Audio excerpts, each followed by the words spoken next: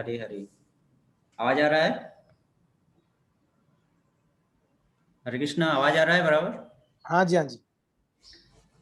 हरे कृष्ण। नमो विष्णुपादाय कृष्णपृष्ठाय भूतले श्रीमते भक्ति वेदांत स्वामी निति नामिने। नमस्ते सरस्वते देवे गौरवाणी प्रचारिणे निर्विशेष शून्यवादी पाश्चात्य देशतारिणे। नमो महावदन्याय कृष्ण प्रेम प्रदायते कृष्णाय कृष्ण चैतन्य नामने गौरतिसे नमः। नित्यानंद नमस्तुभ्यं प्रेमानंद प्रदायिने कलो कल्मषनाशाय जन्नवापतये नमः। पंचतत्तात्मकं कृष्णं भक्तरूपस्वरूपकं भक्तवतारं भक्ताख्यं नमामि भक्तशक्तिगं। हे कृष्ण करुणा सिंधु दीनबंधु जगतपते गोपेश गोपिकाकांत राधाकांत नमस्तुते। तप्त कांचन गौरांगी राधे वृंदावनेश्वरी वृषभानुसुते देवी प्रणमामि हरिप्रिये। वृंदावै तुलसी दिव्यै प्रियायै केशवस्य च विष्णुभक्ति प्रदे देवी सत्यवत्यै नमो नमः। वाञ्छाकल्पतरुभ्यश्च कृपा सिन्धुभ्यैव च पतितानां पावनेभ्यो वैष्णवेभ्यो नमो नमः। जय श्री कृष्ण चैतन्य प्रभु नित्यानंद श्री अद्वैत गदाधर शिवासादि गौर भक्तवृंद। हरे कृष्णा कृष्ण कृष्ण हरे हरे हरे राम राम राम हरे हरे। हरे कृष्ण।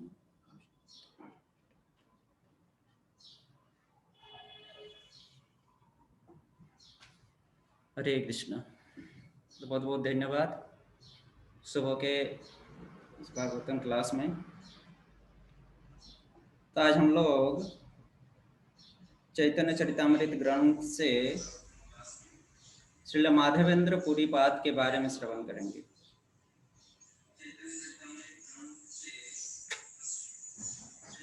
तो हम लोग पिछले कोई दिनों से इनको श्रवण करते आ रहा हूँ। चैतन्य चरितामृत मध्य लीला अध्याय 4 माधवेंद्र पुरी की भक्ति नामक चैप्टर से माधवेंद्र पुरी की भक्ति किस प्रकार थी इसके बारे में हम लोग श्रवण करते आ रहे हैं।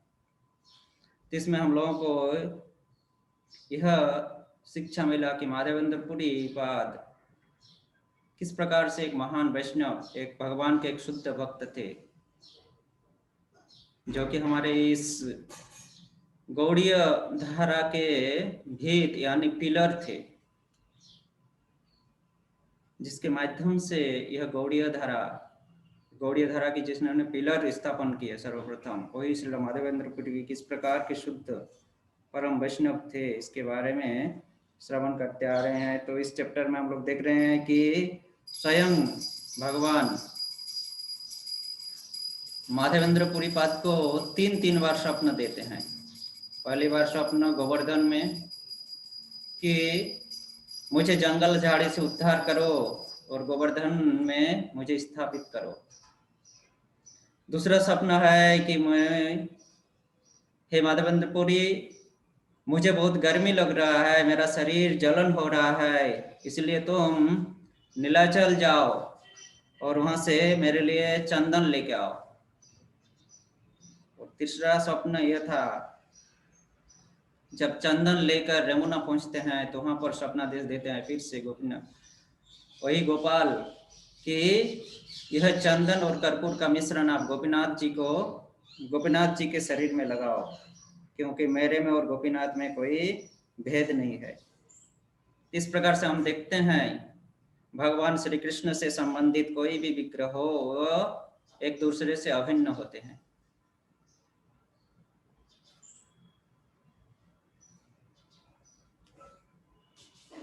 तो इसमें हम लोग इस प्रकार से किस प्रकार माधवेंद्र पुरी के लिए भगवान स्वयं खीर चोरी करते हैं। 133 नंबर प्यार तक हम लोग किए थे पिछले हफ्ते में। किस प्रकार से खीर चोरी करते हैं, चोरी करके रखते हैं, फिर ब्राह्मण उनके पुजारी को निर्देश देते हैं कि मैं माधवेंद्र पुरी के लिए खीर का पात्र चोरी करके रखा हूँ, वो तुम माधवेंद्रपुरी के दे के आओ। इस प्रकार से वो पुजारी निर्देश पाकर ही जाते हैं माधवेंद्रपुरी के पास। माधव खीर लेकर, खीर का वो पात्र मंदिर से निकालकर फिर माधवेंद्रपुरी की खोज में निकलते हैं। वो गांव के एक शून्य स्थान में जाकर माधवेंद्रपुरी को पुकारते हैं कि माधवेंद्रपुरी नामक कौन है जिनके लिए भगवान गोपीनाथ जी स्वयं खीर चोरी किए थे, और यह खीर का पात्र मैं लेके आया हूं, अतः माधवेंद्रपुरी नामक वह व्यक्ति आकर यह खीर का पात्र ग्रहण करें। इस प्रकार से 133 नंबर श्लोक तक, 134 नंबर से आज शुरू होगा। 134 नंबर में फिर क्या हो रहा है देखिए। खीरलैया सुखे तुमी करह भक्षणे, तमा समो भाग्यवान नहीं त्रिभुवने। वह ब्राह्मण माधवेंद्रपुरी को कह रहे हैं, वह पुजारी ने आगे कहा, क्या माधवेंद्रपुरी नामक सन्यासी आकर यह खीर पात्र लेंगे और अत्यंत सुखपूर्वक प्रसाद ग्रहण करेंगे। आप तो तीनों लोगों में परम भाग्यशाली व्यक्ति हो। पुजारी माधवेंद्रपुरी को कह रहे हैं, आप तीनों लोगों में परम भाग्यशाली व्यक्ति हो, क्योंकि आपके लिए स्वयं गोपीनाथ जी खीर चोरी किए हैं। श्रील प्रभुपाद जी तात्पर्य में बता रहे हैं, यहाँ पर कृष्ण के अनैतिक कार्य द्वारा व्यक्तिगत आशीर्वाद प्राप्त करने का दृष्टांत दिया गया है। अपने भक्त के लिए गोपीनाथ द्वारा चोरी किए जाने से भक्त तीनों लोकों में सर्वाधिक भाग्यशाली व्यक्ति बनता है। इस तरह भगवान के अपराध कार्यों से भी भक्त अत्यंत भाग्यशाली व्यक्ति बन जाता है। एक संसारी धूर्त कृष्ण की लीलाओं को भला कैसे समझ सकता है और यह निर्णय कर सकता है कि कृष्ण नैतिक है या अनैतिक। चूंकि कृष्ण परम सत्य है, अतएव उनके लिए नैतिक या अनैतिक जैसे कोई अंतर नहीं होते हैं। वे जो भी करते हैं वही मंगलमय होता है। ईश्वर मंगलमय है का यही वास्तविक अर्थ है। वे सभी परिस्थितियों में मंगलमय बने रहते हैं क्योंकि वे दिव्य है तथा इस भौतिक जगत के कार्य क्षेत्र से परे हैं। अतएव कृष्ण को केवल वही लोग समझ सकते हैं जो पहले से आध्यात्मिक जगत में रह रहे हैं। इसकी पुष्टि भगवत गीता से होती है। माम च जो अव्यभिचारेण भक्ति योगेन सेवते, स गुणान समीतेतान ब्रह्म भूयाय कल्पते। जो पूरी तरह भक्ति में लगा रहता है, जिसका किसी भी परिस्थिति में पतन नहीं होता, वह तुरंत ही भौतिक प्रकृति के गुणों को पार कर सकता है और ब्रह्म पद को प्राप्त करता है। जो भगवान की अनन्य भक्ति में लगा हुआ है, वह पहले से आध्यात्मिक जगत में स्थित है। कृष्ण के साथ उसके कार्य तथा आचरण प्रत्येक दशा में दिव्य होते हैं, अतएव संसारी नीतिविदों की समझ के परे हैं। अतः उचित ही है कि इन कार्यकलापों की संसारी लोगों से चर्चा न की जाए। अच्छा तो यही है कि उन्हें हरे कृष्ण महामंत्र दिया जाए, जिससे वे धीरे धीरे शुद्ध होकर कृष्ण के दिव्य कार्यकलापों को समझने लगे। श्रील प्रभुपाद यहाँ पर उन संसार के उन व्यक्तियों के बारे में वर्णन करते हैं कि जो लोग कृष्ण की भक्ति को समझ नहीं पाए हैं, कृष्ण को जो लोग समझ नहीं पाए हैं, जो कृष्ण के इन परम लीलाओं को सुनकर वो समझते हैं कि कृष्ण एक साधारण व्यक्ति है, कृष्ण को एक साधारण व्यक्ति के जैसे समझते हैं, नैतिकवादी समझते हैं।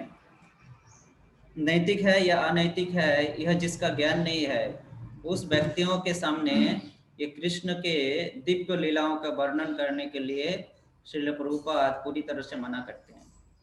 श्रील प्रभुपाद कहते हैं कि उनके लिए यही भला है कि उनको सर्वप्रथम हरे कृष्ण महामंत्र दिया जाए, ताकि जिसका कीर्तन करते हुए, जिसके जप करते हुए वो अपने को शुद्ध कर सकें और इसके प्रभाव से वो धीरे धीरे कृष्ण के प्रति अवगत हो, भगवान के प्रति अवगत हो, भगवान को समझें, तभी वो इन दिव्य लीलाओं के श्रवण के अधिकारी बन सकते हैं। और आज इस संसार में इस अनैतिकतावादी लोगों की संख्या बहुत ज्यादा है, जो कि इस प्रकार से भगवान के पवित्र लीलाओं को, जो कि पवित्र ग्रंथ में वर्णन है, श्रीमद् भागवत, महाभारत, रामायण इत्यादि में इसको ये सारे संसार के अनैतिकवादी लोग इनको क्या कहते हैं? माइथोलॉजी, काल्पनिक। यह काल्पनिक है। वे लोग यह नहीं समझते हैं, यह समझने का उन लोगों के पास शक्ति नहीं है कि ये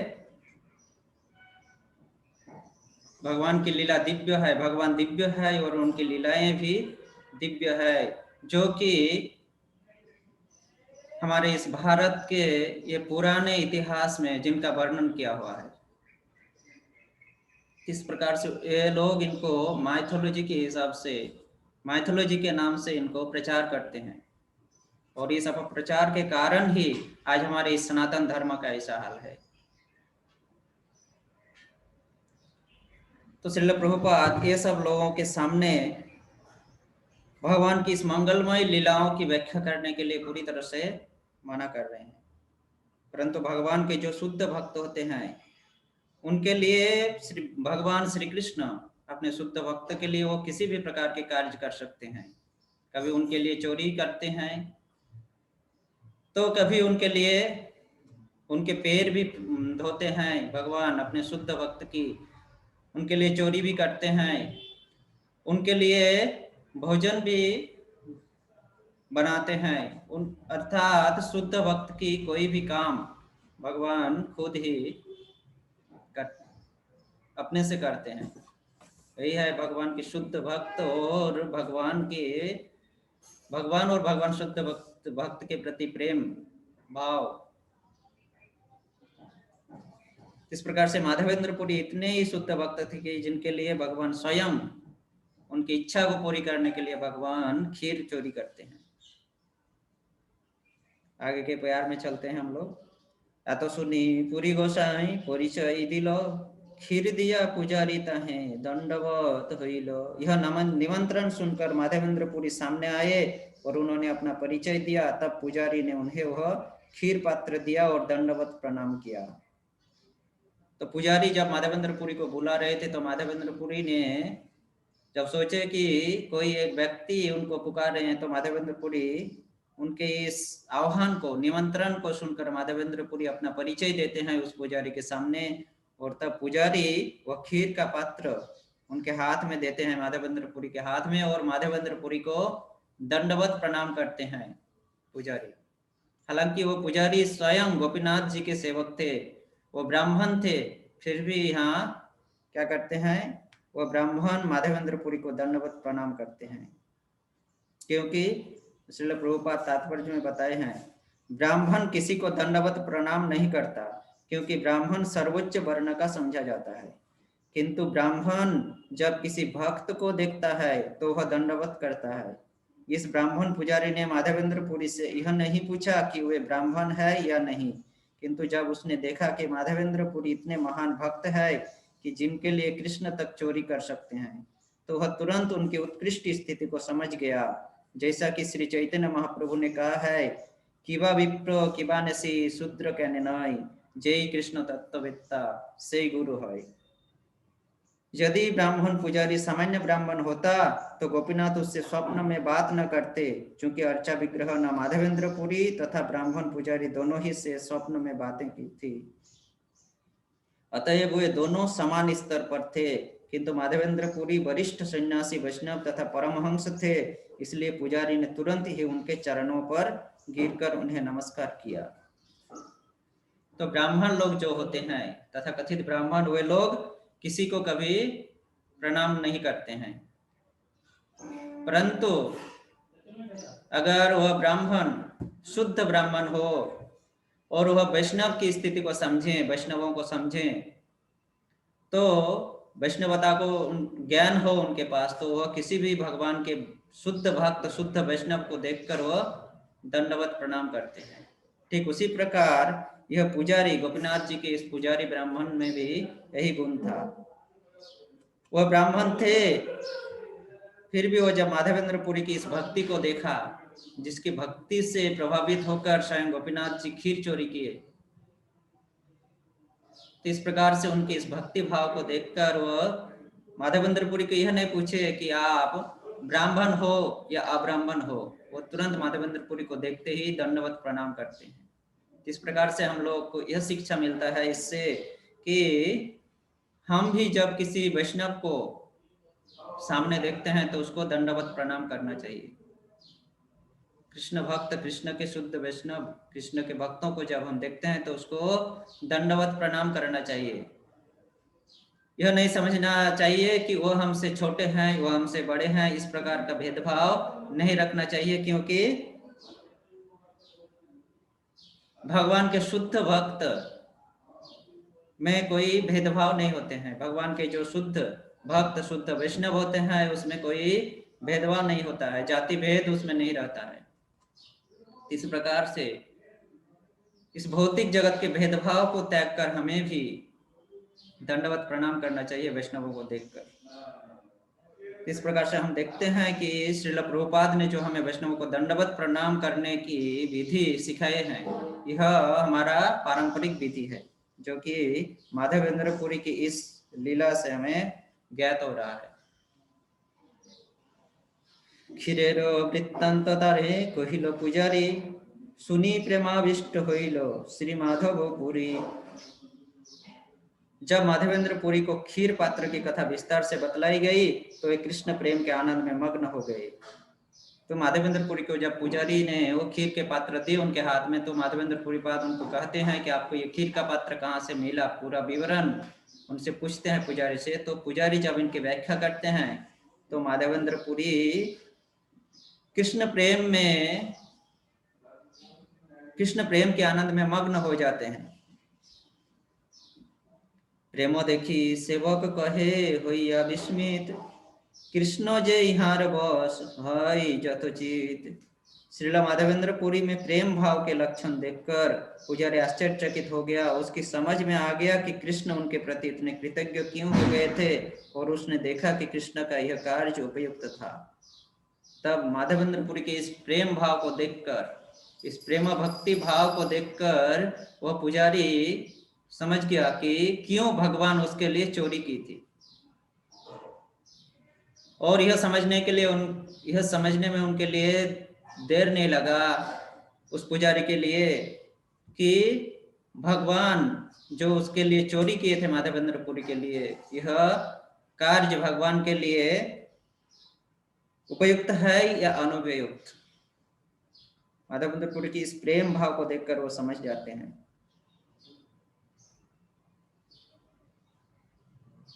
तो भगवान के जो शुद्ध भक्त होते हैं वह भगवान श्री कृष्ण के लीलाओं को श्रवण करते ही, उनकी दिव्य लीलाओं को श्रवण करते ही वह उनके शरीर में अष्ट सात्विक भावों का विकार होता है। हम लोग चैतन्य महाप्रभु की लीलाओं में पुंडरीक विद्यानिधि के चरित्र में भी इस प्रकार का वर्णन हमें मिलता है। पुंडरीक विद्यानिधि को देखकर लगता था एक बहुत बड़े विषयी व्यक्ति है। गदाधर पंडित को भी, जो कि श्रीमती राधा रानी के अवतार है, गदाधर पंडित भी को भी संशय आया था पुंडरीक विद्यानिधि को देखकर कि वो गदाधर पंडित के मन में यह सोच आया था कि इनको देखकर महान वैष्णव के जैसे नहीं लग रहे हैं, शुद्ध भक्त के जैसे नहीं लग रहा है। इनको देखकर लग रहा है कि ये कोई बड़ा एक विषयी आदमी है, भोग विलास करने वाले आदमी है। परंतु उसी समय जब मुकुंद ने भागवतम के श्लोक को पढ़ते हैं, माधवेंद्र पुरी उस श्लोक को सुनते ही वो भावाविष्ट हो जाते हैं प्रेम में। उनके शरीर में कंपन, अश्रु, पुलक इत्यादि अष्टसात्विक भावों का विकार होता है। तब गदाधर पंडित को खेद होता है कि मैं इनके चरणों में अपराध किया। तब गदाधर पंडित पुंडरीक विद्यानिधि से दीक्षा लेते हैं, पुंडरीक विद्यानिधि को गुरु के रूप में वरण करते हैं। इस प्रकार से पुजारी भी माधवेंद्र पुरी की इस प्रेम भाव को देखकर समझ गए कि कृष्ण के लिए, माधवेंद्र पुरी के लिए कृष्ण का यह कार्य करना उपयुक्त था। এত বলি নমস্করি করিলা গমন, আবেশে করিলা পুरी से क्षीर भक्षण। इतना माधवेंद्र पुरी को नमस्कार करके वह पुजारी मंदिर लौट गया। तब भावावेश में माधवेंद्र पुरी ने कृष्ण द्वारा प्रदत्त खीर ग्रहण की। इतने में पुजारी ने माधवेंद्र पुरी को नमस्कार किए और वह मंदिर लौट जाते हैं वो पुजारी। और तब तक माधवेंद्र पुरी अपने प्रेम भाव में भावित होकर भगवान के द्वारा दिए गए उस खीर को ग्रहण करते हैं, खीर प्रसाद को ग्रहण करते हैं।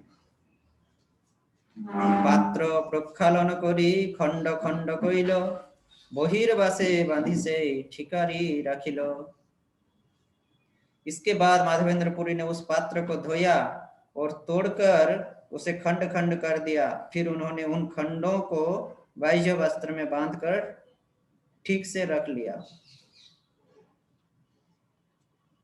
खीर प्रसाद को पाने के बाद माधवेंद्र पुरी ने उस खीर प्रसाद जिसमें रखा हुआ था उस मिट्टी के पात्र को तोड़कर टुकड़े टुकड़े करते हैं, छोटे छोटे टुकड़े, और वह अपने बहिर्वास यानी अपने गलवस्त्र या बहिर्वास अपना जो चादर है उसमें बांधकर माधवेंद्र पुरी रखते हैं, यत्न के साथ रख देते हैं। प्रतिदिन एक खानी करे न भक्षण खाइले प्रेमावेश है अद्भुत कथन।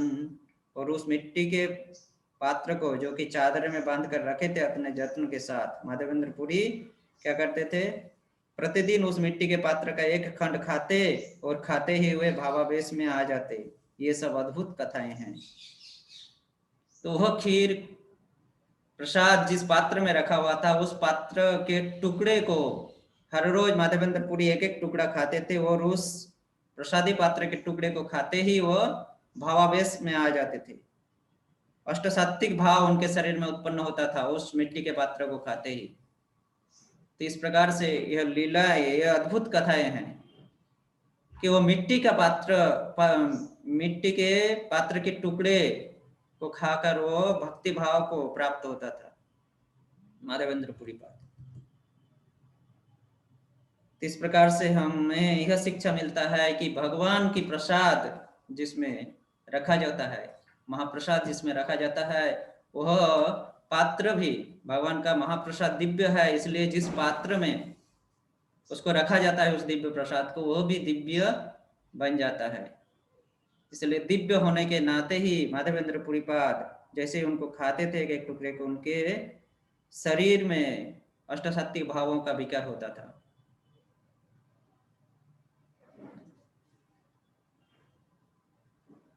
गौरांग महाप्रभु के बाल लीला में गौरांग महाप्रभु इसको अपने सची माता के माध्यम से, अपनी माँ के माध्यम से हमें इसकी शिक्षा बहुत अच्छे से देते हैं।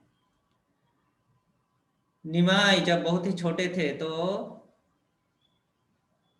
घर में बहुत नटखटपन करते थे, बदमाशी करते थे, वो बर्तन तोड़ देते थे, चावल वगैरह इत्यादि को मिट्टी में डाल देते थे, गिरा देते थे। तो सची माता उनको डंडा लेकर दौड़ते थे उनके पीछे। तो एक बार ऐसे ही आए चैतन्य महाप्रभु, निमाई आगे आगे दौड़ रहे हैं, सची माता उनके पीछे पीछे दौड़ रही है, और वो जाकर क्या किए, जहां पर जगन्नाथ मिश्र अपने भगवान विष्णु के लिए भोग बनाकर, मिट्टी के पात्र में भोग बनाकर, वो मिट्टी का पात्र जो पुराना हो जाता था उसको एक गड्ढे में डाल देते थे, एक स्थान में उसको फेंक देते थे, और वहां पर बहुत दिनों से फेंकते फेंकते वहां पर उस पात्रों का, उस मिट्टी के पात्रों का ढेर लगा हुआ था। तो निमाई दौड़कर उसके ऊपर जाकर बैठ जाते हैं, उस गंदे पात्रों के ऊपर। सची माता कह रहे हैं कि तुम ये क्या कर रहे हो, ये अपवित्र स्थान है, अपवित्र स्थान में तुम क्यों जा रहे हो, तुम ब्राह्मण के पुत्र हो, ब्राह्मण को अपवित्र स्थान में नहीं जाना चाहिए, अभी लोग देखेंगे तो क्या कहेंगे। तब निमाई उत्तर देते हैं कि आपको पवित्र अपवित्र का ज्ञान है ही नहीं, अगर इस प्रकार का ज्ञान आपको होता तो आप इस प्रकार की बातें नहीं करती। जिसमें भगवान विष्णु के लिए भोग बनाया गया है वह पात्र अपवित्र नहीं है, जिसमें दिव्य भोग भगवान के लिए बनाया गया है वह पात्र भी भगवान की सेवा करने के कारण वह पात्र भी दिव्य बन चुका है। अतः यह पात्र, यह स्थान अपवित्र स्थान नहीं है, यह दिव्य स्थान है, यह पवित्र स्थान है। इस प्रकार की शिक्षा चैतन्य भागवत में इसका विस्तार से वर्णन किया है वृंदावन दास ठाकुर ने। इस प्रकार से भगवान की सेवा में जो भी आते हैं, भगवान की सेवा में जो भी आते हैं वो शुद्ध हो जाते हैं। ठाकुर मोरे खीर दिलो लोक सब सुनी, दिने लोक भीड़ हवे मोर प्रतिष्ठा जानी। उस पात्र को खंड खंड करके अपने वस्त्र में बांध लेने के बाद माधवेंद्र पुरी सोचने लगे, भगवान ने मुझे खीर का पात्र दिया है और कल प्रातःकाल जब लोग इसके बारे में सुनेंगे तो बहुत बड़ी भीड़ लग जाएगी। माधवेंद्र पुरी के मन में इस प्रकार का एक संशय आया कि प्रातःकाल में जब सारे लोगों के पास जब फैल जाएगा कि माधवेंद्र पुरी के लिए गोपीनाथ जी ने खीर चोरी किया था, तो यह बात सुनकर सभी लोग हमें दर्शन करने के लिए यहाँ पर भीड़ लगाएंगे। सेई भये रात्रि से चलिला श्रीपुरी, सेई खाने गोपीनाथे दंडवत कोरी। यह सोचकर श्री माधवेंद्र पुरी ने उसी स्थान पर गोपीनाथ जी को दंडवत प्रणाम किया और प्रातः होने के पूर्व ही यमुना से चले गए। तो माधवेंद्र पुरी पाद से जो यह लीलाएं हुई थी, यह कहाँ हुई थी? रेमुना में, उड़ीसा के रेमुना क्षेत्र में यह लीला माधवेंद्र पुरी के साथ किए थे गोपीनाथ जी। और माधवेंद्र पुरी को जब यह संशय हुआ कि सुबह होते ही भीड़ लगेगा मुझे दर्शन करने के लिए, तो उन्होंने क्या किए, वहीं पर गोपीनाथ जी को वहीं पर प्रणाम करते हैं, वहीं से प्रणाम करते हैं गोपीनाथ जी के चरणों में, और वह वहां से उस स्थान से रेमुना से विदा लेते हैं। प्रातः होने से पूर्व ही वह चल देते हैं रेमुना से। चली चली आइला पुरी श्री नीलाचल, जगन्नाथ देखी होइला प्रेमेते बिहल। और वह रेमुना से चल चल कर पुरी धाम आते हैं, जगन्नाथपुरी। और वहां पर आकर जगन्नाथ के श्री मंदिर में आकर जगन्नाथ जी को दर्शन करके वह प्रेम में विभोर हो जाते हैं, विह्वल हो जाते हैं। प्रेमावेशे उठे पड़े हासे नाचे गाय, जगन्नाथ दर्शने महासुख पाई। श्रील माधवेंद्र पुरी भगवत प्रेम से भावाभित श्रील माधवेंद्र पुरी भगवत प्रेम से भावाभिभूत होकर कभी उठ खड़े होते और कभी भूमि पर गिर पड़ते, कभी वे हंसते नाचते और गाते। इस प्रकार जगन्नाथ विग्रह के दर्शन करके उन्होंने दिव्य आनंद का अनुभव किया। जगन्नाथ जी के इस दिव्य जगन्नाथ जी के दर्शन करके, उनके दिव्य रूपों को दर्शन करके जगन्नाथ जी के विग्रह को वो भावित हो जाते हैं। कभी वे उठते हैं, रोते हैं, हंसते हैं, गिरते हैं, उठते हैं, इस प्रकार से भाव में भावित होकर वो आनंद का अनुभव करते हैं। माधवेंद्र पुरी पाद माधवेंद्र पुरी श्रीपाद आइलो, लोके होई लोक ख्याति, सब लोग असितारे करे बहु भक्ति। जब माधवेंद्र पुरी जगन्नाथपुरी आए तो लोग उनकी दिव्य ख्याति से परिचित थे, अतएव लोगों की भीड़ आने लगी और भक्ति बस उनका तरह तरह से सम्मान करने लगी। तो जब माधवेंद्र पुरी पाद जब तक पुरी पहुंचे थे तब तक सभी लोगों में फैल गया था यह घटनाएं, यह लीलाएं, भगवान की यह दिव्य लीलाएं अपने भक्त के प्रति।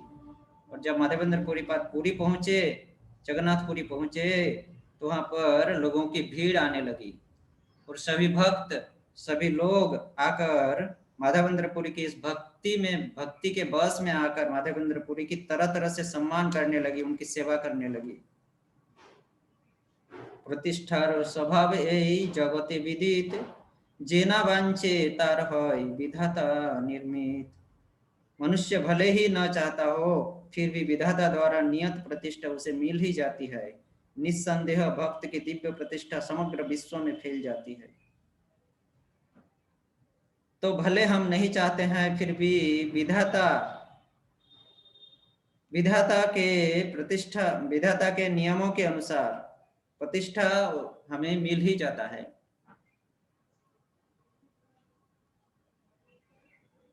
हम नहीं चाहते हुए भी, हम अगर अपनी प्रतिष्ठा की मांग नहीं करते हैं, फिर भी हमें विधाता के नियम के अनुसार हमें वह प्रतिष्ठा मिल जाता है।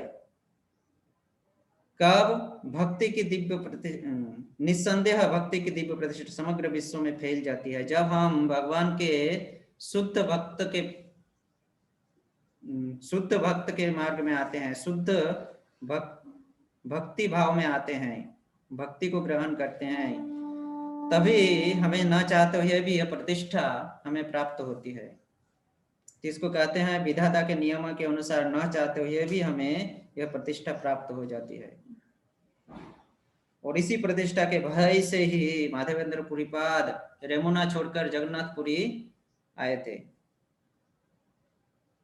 प्रतिष्ठार भय पुरी गेला गोपालैया, कृष्ण पेरे में प्रतिष्ठा चले संगे गड़ैया। अपनी प्रतिष्ठा के भय से माधवेंद्र पुरी रेमुना छोड़कर चले गए, किंतु भगवत प्रेम द्वारा प्रदत्त प्रतिष्ठा इतनी उत्कृष्ट है कि वह भक्त के साथ साथ जाती है, मानो उसका पीछा कर रही हो। ते भगवान के शुद्ध भक्त की जो प्रतिष्ठा होती है, भगवान के जो शुद्ध भक्त होते हैं, वो अपने जीवन में यह नहीं चाहते हैं, यह नहीं मांगते हैं कि मुझे प्रतिष्ठा मिले, परंतु भगवान के शुद्ध भक्त कि ये जो प्रतिष्ठा है वो उनके साथ साथ चलते हैं। भले वो उनको चाहते नहीं है, परंतु यह प्रतिष्ठा उनका पीछा नहीं छोड़ते हैं। वो जहां भी जाते हैं भगवान के शुद्ध भक्त, उनकी यह प्रतिष्ठा, यह सम्मान उनके पीछे पीछे चलते हैं। इसलिए कहते हैं कृष्ण प्रेम प्रतिष्ठा चले संगे गड़ाया। कृष्ण की प्रेम भक्ति की जो प्रतिष्ठा है, जो सम्मान है, वह कृष्ण के शुद्ध भक्त के पीछे पीछे चलते रहते हैं। यद्यपि उद्वेग हईल पलाइते मन, ठाकुरेर चंदन साधन हईल बंधन। माधवेंद्र पुरी जगन्नाथपुरी छोड़ना चाह रहे थे, क्योंकि लोग उनका महान भक्त के रूप में आदर कर रहे थे, किंतु इससे गोपाल विग्रह के लिए चंदन की लकड़ी एकत्र करने में बाधा उत्पन्न होने का भय था। तो माधवेंद्र पुरी चाह रहे थे कि मुझे यहाँ पर बहुत सम्मान मिल रहा है, इसके लिए मैं इस पुरी को छोड़कर चला जाऊंगा, मुझे यहाँ नहीं रहना है, क्योंकि यहाँ पर मुझे बहुत सम्मान मिल रहा है। परंतु उसकी इस इच्छा में, इस चाह में एक बाधा उत्पन्न हुआ। एक बाधा की सृष्टि होती है, वह बाधा है गोपाल जी का निर्देश चंदन लाने का, कि वो गोपाल जी के निर्देश से वह चंदन की लकड़ी लाने के लिए, इकट्ठा करने के लिए वो पुरी में आए थे। तो यह भय था कि कहीं उनके बाधा में विघ्न न घटे, इसके भय से वो पुरी छोड़कर नहीं जा पा रहे थे। चाहते हुए भी उनका मन चाह रहा था कि मैं यहाँ से चला जाऊं, इस प्रतिष्ठा के भय से। तो फिर भी उनके बाधा उत्पन्न हुआ यह चंदन लाने की, गोपाल जी की आदेश, तो वह पुरी छोड़कर जा नहीं पाए। जगन्नाथेर सेवक जत जतेक महंत, सवाके कहिल पुरी गोपाल वृत्तांत। श्री माधवेंद्र पुरी ने वहां पर जगन्नाथ जी के सभी सेवकों तथा महान भक्तों से श्री गोपाल के प्राकट्य की कथा बतलाई।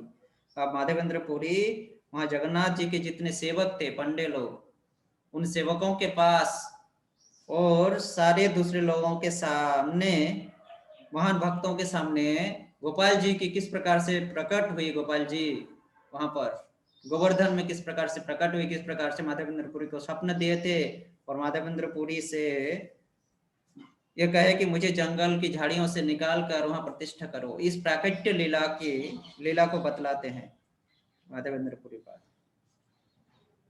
गोपाल चंदन मागे सुनी भक्तगण, आनंदे चंदन लगी करिल जतन। जब जगन्नाथपुरी के सारे भक्तों ने सुना कि गोपाल विग्रह चंदन चाहते हैं, तो सभी हर्षित होकर चंदन एकत्र करने का प्रयास करने लगे। तो माधवेंद्र पुरी पाद धीरे धीरे गोपाल जी की इन लीलाओं को बताते हैं, जो कि माधवेंद्र पुरी के साथ हुआ था। वे धीरे धीरे सभी लीलाओं को बताते हुए गोवर्धन में प्रतिष्ठा, वहां पर भगवान जी का अभिषेक, वहां पर भगवान जी के द्वारा भगवान जी का अभिषेक, और वहां पर अन्नकूट महोत्सव का उद्यापन, गांव के लोगों के द्वारा गोपाल जी की सेवा में लगना।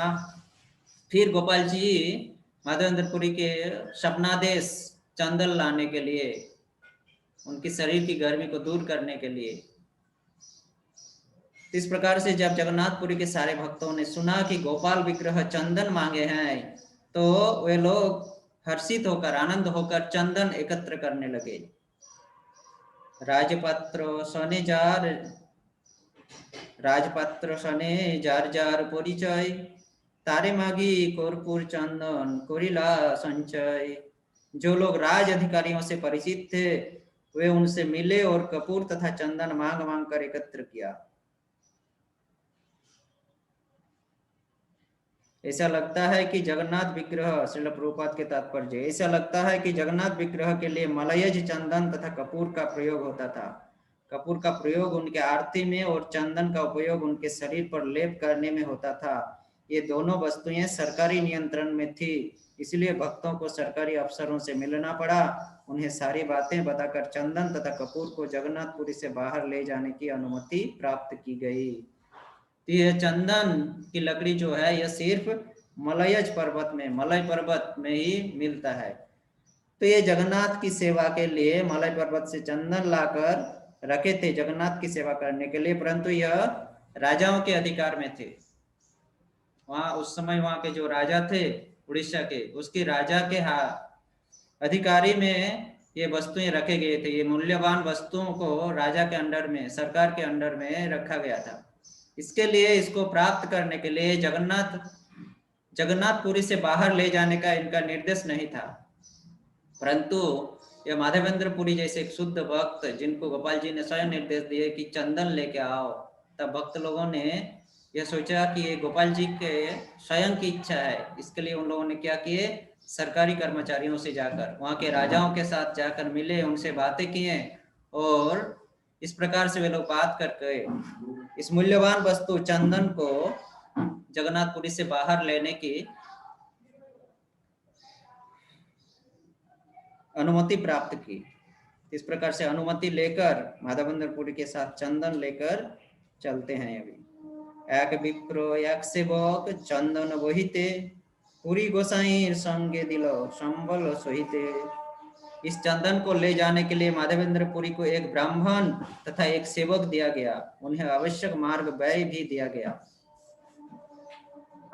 इस प्रकार से चंदन को जगन्नाथपुरी से किस प्रकार ले जाया जाए, इसके लिए माधवेंद्रपुरी के साथ एक ब्राह्मण दिया गया और उनके साथ एक सेवक भी दिया गया, और साथ ही साथ रास्ते में खर्चे की वस्तु, मार्ग व्यय यानी खर्चे, आवश्यक पड़ने पर जो खर्चा, उसकी खर्चा की वस्तु भी दिया गया, अर्थ भी प्रदान किया गया माधवेंद्रपुरी को। इस प्रकार से ब्राह्मण और सेवक और अर्थ के साथ, मार्ग व्यय अर्थ के साथ माधवेंद्रपुरी पाद जगन्नाथपुरी से चंदन और कपूर लेकर चलते हैं। घाटी दानी छड़ाइते राजपत्र दारे राज लेखा कोरी दिलो पुरी गोसाई करे। सिर्फ इतना ही नहीं, मार्ग व्यय की खर्चा, ब्राह्मण सेवक, इतना ही नहीं, क्या कि रास्ते के चुंगी वसूलने वालों से बचने के लिए माधवेंद्रपुरी को सरकारी अफसरों से छूट के आवश्यक कागजात दिलाए गए। ये कागजात उनके हाथ में दिए गए। रास्ते में जो टैक्स अधिकारी होते हैं, चुंगी वसूलने वाले जिसको कह रहे हैं यहाँ, टैक्स घाटीदानी, टैक्स वालों से बचने के लिए, टैक्स से बचने के लिए क्या कि माधवेंद्रपुरी टैक्स से बचे रास्ते में, इसके लिए उन लोगों ने क्या किए, भक्तों ने सरकारी अफसरों से, उस राजाओं से एक दरखास्त लिखाए, एक कागज, एक दरखास्त लिखाए, ताकि उस कागज को दिखाकर वे लोग टैक्स से मुक्ति मिले उन लोगों को। इस प्रकार से सारी व्यवस्था करके माधवेंद्रपुरी पाद को वहां से विदा देते हैं जगन्नाथपुरी के भक्त लोग। चलिलो माधवपुरी चंदन लइया कत दिने रमुनाते उत्तरिलो गया। इस तरह माधवेंद्रपुरी चंदन सहित वृंदावन के लिए चल पड़े और कुछ दिनों के बाद वह पुनः यमुना गांव तथा वहां के गोपीनाथ मंदिर में पहुंचे। तो माधवेंद्रपुरी पाद ये सब व्यवस्था को लेकर चंदन के साथ वे वृंदावन के लिए रवाना हुए थे जगन्नाथपुरी से। तो कुछ ही दिन चलने के बाद वह फिर वह स्थान में आकर मिले जहां पर गोपीनाथ जी उनके लिए खीर चोरी किए थे रेमुना में, और वहां आकर गोपीनाथ के मंदिर में पहुंचते हैं फिर से। गोपीनाथ चरण कइलो बहु नमस्कार प्रेमावेशे नृत्य गीत करिला अपार। जब माधवेंद्रपुरी गोपीनाथ के मंदिर पहुंचे तो उन्होंने भगवान के चरण कमलों पर अनेक बार नमस्कार किया। वे प्रेम भाव में सतत नृत्य और गान करने लगे। तो जब माधवेंद्रपुरी इस प्रकार से यमुना पहुंचे गोपीनाथ जी के मंदिर में, तो भगवान गोपीनाथ के चरणों में वो नमस्कार किए, और नमस्कार करके वो फिर से प्रेम भाव में विभोर होकर नृत्य गीत करने लगे वहां पर। पुरी देखी सेवक सब सम्मान करिल खीर प्रसाद दिया तारे भिक्षा कराई लो। जब गोपीनाथ के पुजारी ने माधवेंद्रपुरी को फिर से आए देखे तो उसने उन्हें सादर नमस्कार किया और उन्हें खीर प्रसाद खिलाया।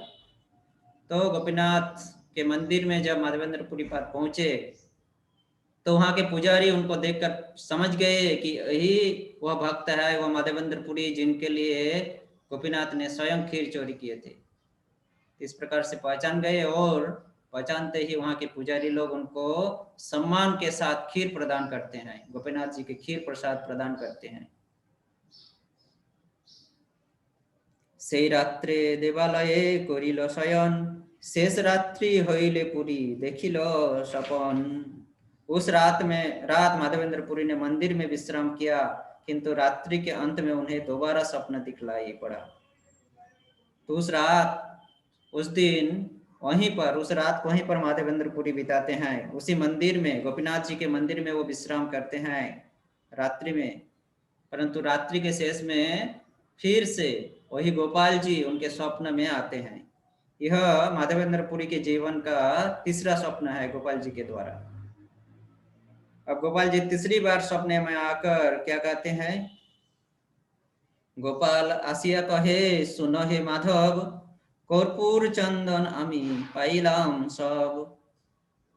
माधवेंद्रपुरी ने सपने में देखा कि गोपाल उनके सामने आकर कह रहे हैं, हे माधवेंद्रपुरी, मुझे पहले ही सारा चंदन तथा कपूर प्राप्त हो चुका है। तो गोपाल इस बार तीसरी बार माधवेंद्रपुरी के सपने में आकर क्या कह रहा है कि हे माधवेंद्रपुरी, मुझे यह चंदन और कर्पूर पहले ही प्राप्त हो चुका है। अभी माधवेंद्रपुरी पाद गोपाल जी तक नहीं पहुंचे थे, गोवर्धन नहीं पहुंचे थे, वो रेमुना में ही थे, उड़ीसा में। फिर भी गोपाल कह रहे हैं कि मुझे कर्पूर चंदन पहले ही प्राप्त हो चुका है। क्यों? इस बात से, इस लीला से हमें यह शिक्षा मिलती है कि जब हम भगवान की शुद्ध भाव से सेवा करते हैं तो भगवान हमारे सेवा को ग्रहण नहीं करते, हमारे अंदर की जो भाव है उसको ग्रहण करते हैं। हम जो सेवा की वस्तुएं उनको अर्पण करते हैं, उस वस्तुओं को सर्वप्रथम ग्रहण न करके उस भाव को ग्रहण करते हैं भगवान श्री कृष्ण।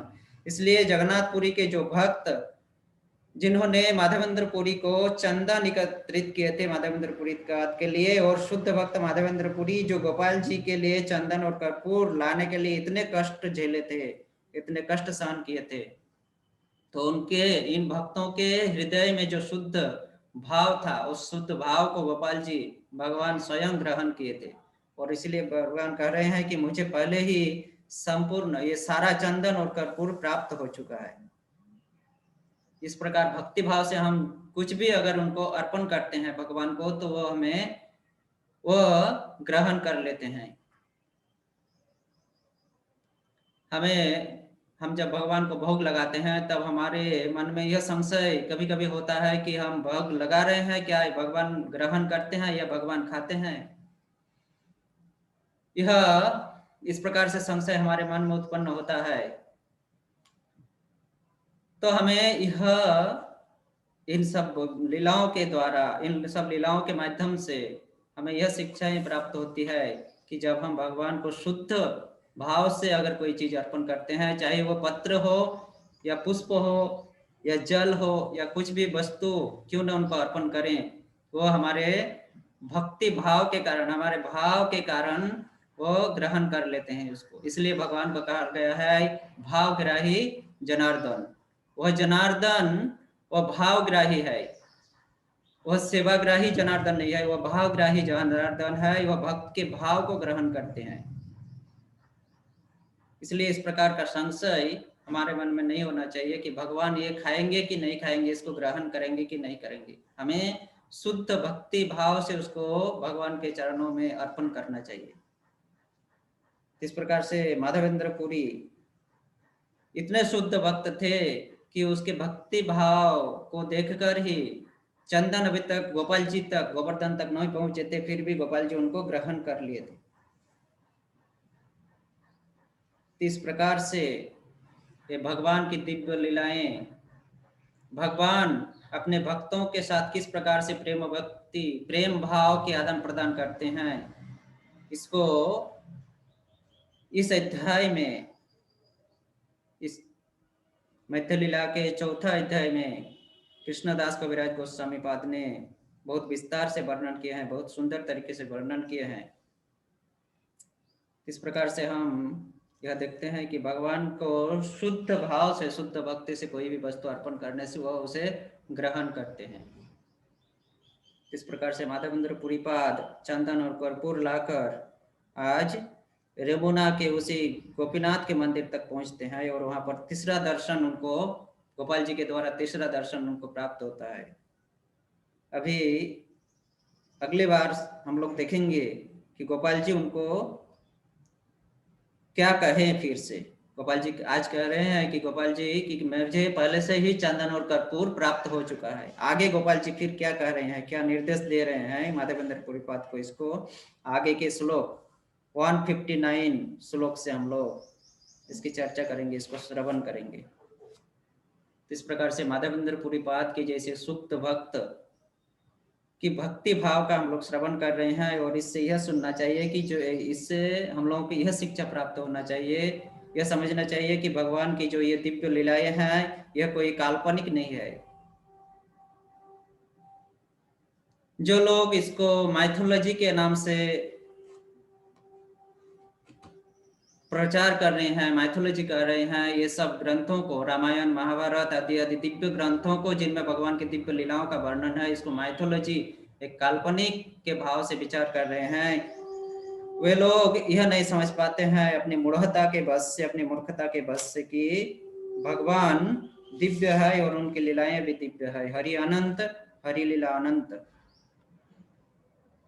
इस प्रकार से माधवेंद्रपुरी की इन दिव्य लीलाओं, माधवेंद्रपुरी के साथ भगवान की इन दिव्य लीलाओं को आज हम लोग यहीं पर विराम देते हैं। 158 श्लोक में, आगे के श्लोक 159 से हम लोग देखेंगे किस प्रकार से गोपीनाथ जी, गोपाल जी उनकी सेवा ग्रहण कर रहे हैं और किस प्रकार से हमारे सामने यह एक सुंदर माधवेंद्रपुरी के पाद के द्वारा एक सुंदर उत्सव, एक सुंदर महोत्सव हम लोगों को देकर गया है, जिनका नाम है चंदन यात्रा महोत्सव।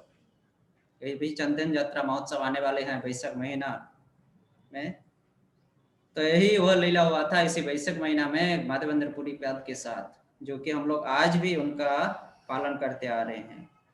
खास करके गौड़ीय वैष्णव इनको ज्यादातर पालन करते हैं। तो हरे कृष्ण। सभी वैष्णव भक्तों के चरणों में मेरा कोटि कोटि धन्यवाद, प्रणति निवेदन। अगर कुछ भूल दोष त्रुटि हो तो क्षमा करें। हरे कृष्ण।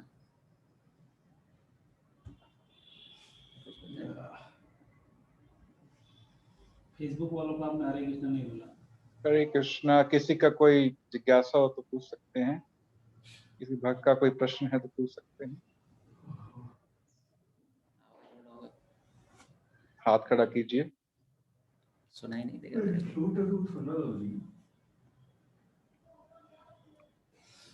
किसी कोई जिज्ञासा नहीं है तो एक बार प्रभु जी का हृदय से धन्यवाद कहेंगे हरे कृष्ण महामंत्र के द्वारा। हरे कृष्णा कृष्णा कृष्णा हरे हरे, हरे Ram Ram Ram Hare Hare. Thank you very much प्रभु जी, बहुत बहुत धन्यवाद। श्री प्रभुपाद की जय, गौर भक्त वृंद की जय। हरे कृष्ण।